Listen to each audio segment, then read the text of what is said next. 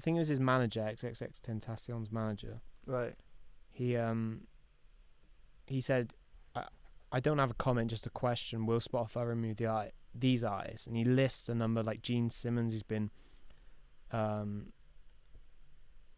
alleged to sexual battery. Ozzy Osbourne, domestic abuse. Jimmy Page from Led Zeppelin, rape of a minor. Even David Bowie, rape allegations. Just a whole host of artists that they haven't targeted yet, but you know, well, like David Bowie's kind of legendary. Would they ever take him off just from allegations from the past? Well, I think there's probably a different rule for people that are already dead, in a sense, where it's like, well, it's a bit too late for them to change. Well, it wasn't for Jimmy Savile. He was dead before any allegation came out against him. Was it really? Yeah.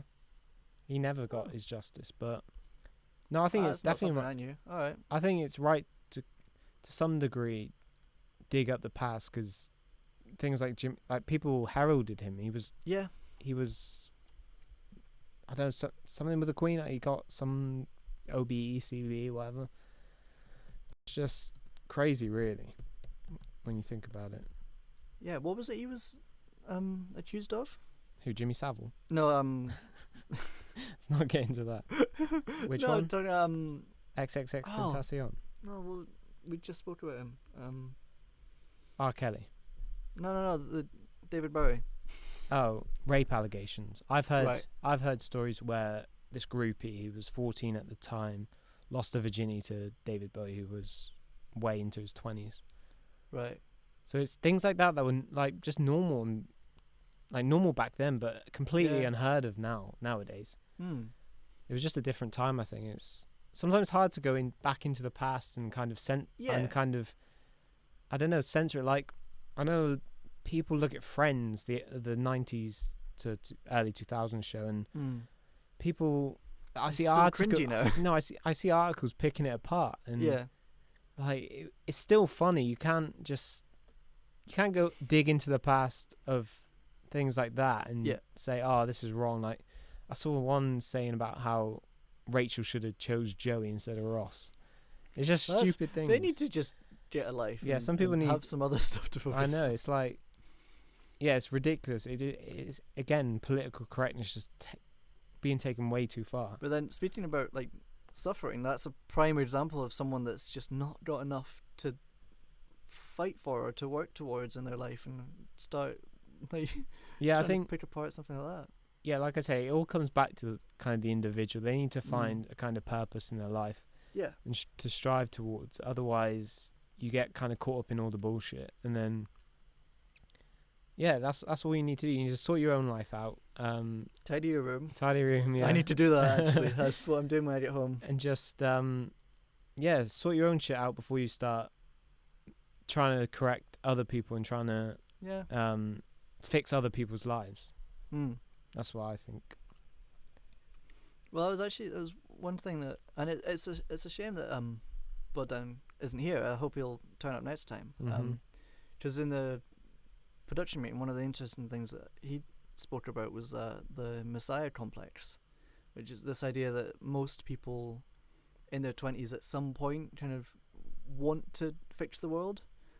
And as Jordan Peterson has said, none of us know anything. At this age, no one really knows enough to go out and say, hey, guys, we've got this sorted.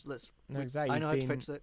You've probably been parented since the age of, 17, 18. Then you moved to uni, and you've only been independent for 2-3 years. Well, it's not even true independence. No, you're still kind of... It's a way towards it, but it's not full independence at all. You're not dropped in the deep end. You kind of start in the shallow end and work your way across. Yeah. And only when you're in the deep end you can kind of form your opinions, and because you don't really know what the world is yet. No, none of us do. To change it, like it's interesting that that's a kind of phase that a lot of people go through, and I've been there as well. Same, I've been there. I've been the kind of social justice warrior type, but then it's not. Yeah, that's got connotations with it. A lot of people get upset about you saying that. It doesn't have to be within the realms of social justice, but just once you've kind of gotten to an age where you've formed enough of an opinion to think that you know what's going on in the world, a lot of people will instantly go to, well, how can I fix it?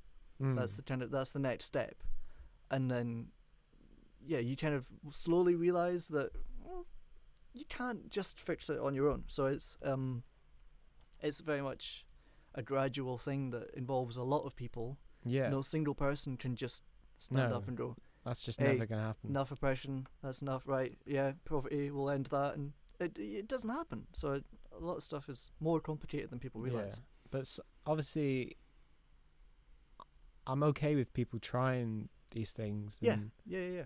like, obviously, we need these kind of activists. Like, if you look back in history, like Martin Luther King and Malcolm X, who were massive figures in the Black Civil Rights movement and in America, and obviously, to tell them to kind of, because you can see obvious injustices sometimes in society, like, for sure, obviously judging someone on the colour of their skin, on their sexuality, that like just should never happen, or their gender or whatever. It's